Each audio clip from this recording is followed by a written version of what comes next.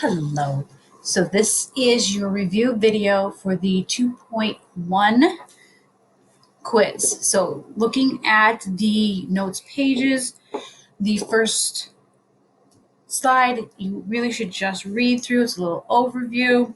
And what I'm going to be doing is following along with the study guide, making sure you understand what belongs in the study guide. You can type or write it or just follow along. Okay, so the study guide really begins on page 2. First thing you need is the definition of a relation. So in the first blank, it's a relation, describes a relationship. It pairs the input values with the output values. The other thing you need to know is that input is your X and output is your Y. You might want to put that on there. From there, they talk about the 4 ways to write relations. So clicking on each one of these will give you a picture. So the first one are ordered pairs. They would look like this. This would be your example that you would write down. The big thing is the list of pairs with those braces, those squiggles on either side to show that they're all grouped together. Option 2 are points on a grid. So that's what you would write in the ways to write it. You can do basically or a graph, and your example would be a sketch that would look something like this, whatever the best you can do. Option 3 to write a relation is a table. Okay, so your example, your way is a table, and your example would look like an XY table. The X always on the right, always on the left, and the Y on the right. The fourth option is called a mapping diagram. Mapping diagrams look like this, where the big thing is that the first circle are your X's, the second circle is your Y's, and then the arrows link them together. And that is page 2. Moving on to page 3. Some more definitions. The first definition in your study guide is the definition of a domain. So the domain, what you would write is that it's your input values or your X values. It's really important not to forget that X. Input and X go together. Range is the output values or the Y values. Again, you might need to make sure you write down the Y's. It's really important to remember that domains are X's and range is Y's. Okay. So then we've got a little bit of check here. So you can go back up to this problem right here with the vending machine. And if you want to check your answers, you just click here to see what it is. The next part in the study guide is those rules for when you have to write the domain and range. Okay, so the first rule is right here. List the numbers separated by commas. And the really important part is that they're listed only once. So if a number repeats itself, you don't write it twice in the domain. The second rule is to list the values from least to greatest, smallest to biggest, whatever is easier for you to remember. This video right here, basically they show you what would look like. So I'm not going to do that because you can do that on your own. But if you want an example, play this video. It will show you what this table would look like as a domain and range. Okay, moving on to page 4. All right, so page 4, the directions say to scroll down to the triad. So this triad actually up here is just kind of to get used to it. So you can click on here to see it bigger. And then showing the domain and range, your answer would be right here. So here you go. Here's the domain. It's your X values, smallest number to biggest number. Your range are your Y values, smallest number to biggest number with those braces on each side. But the real part is to scroll all the way down here to the triad. Okay, you want to click on that.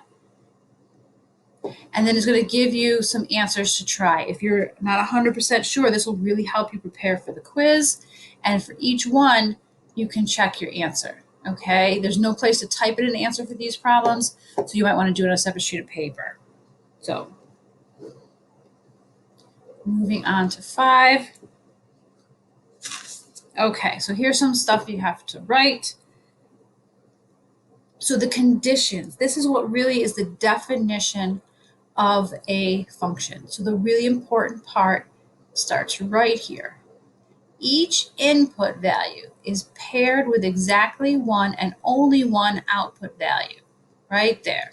Okay, so that's just like, and remember, input is X and output is Y.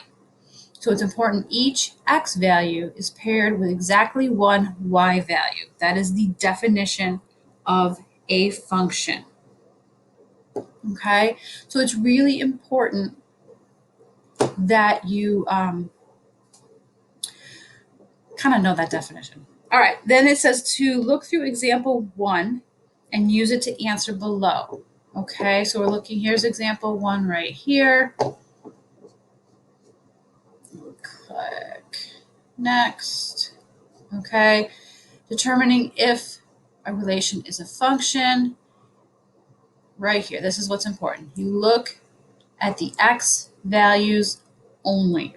All right, and for determining a function, you don't need to focus on the Y's at all. All right, moving on to 6. Slide 6 is some practice.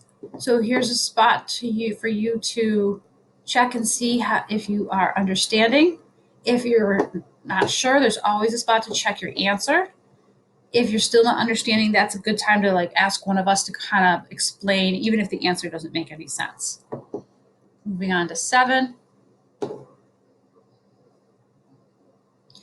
So there's boxes right in your study guide for you to try and write down your answers for number 7. So example 1, what you would want to do is you would click on the next and you would look at this right here. Okay, so again, we're looking to see if there's only one X for every Y. You'll notice here and here, there are 2 X's here. So then you can see it kind of goes through and it explains it. See those 2 X's? So this would also make 2 X's if you listed out the points. So this one is not a function because of this 2 X's here and here. All right, example 2 actually gives you some time where you can, this is nice if you need practice with graphing. So you would actually drag this over and go over 2 and up 6. If you're right, it goes in place. If you're wrong, here, I'll put this one in there. I know it's in the wrong spot. It just goes back. And you can then practice going through and graphing it. And then you would decide if it's a function. So that's a nice little way for you to try these out. Page 8. Okay, it talks about the shortcut. The shortcut, if you remember from last year, is called the vertical line test. Okay, that's where we drew the vertical line. Here's a picture of the vertical line right here. That red line is the vertical line. If a vertical line touches the graphed points or the graphed line 2 or more times, it is not a function. Okay. So then there's also the try it for you guys to try your own. Okay.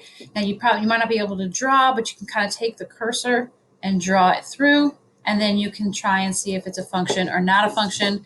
Good practice before you take the quiz. Slide 9 or page 9, however you put it, again is really nice review. So these are good practice questions for you to check your answers before you take that quiz. And then slide 10 is a review. So no matter what, you should always, sometimes you can start with 10 so you have an overview of the lesson before you try anything. But there you go. That is a nice overview. If you're getting stuck at anything, that's where you contact your teacher to ask additional questions or maybe get some extra practice depending on what you need. I hope that helped, and good luck with your quiz.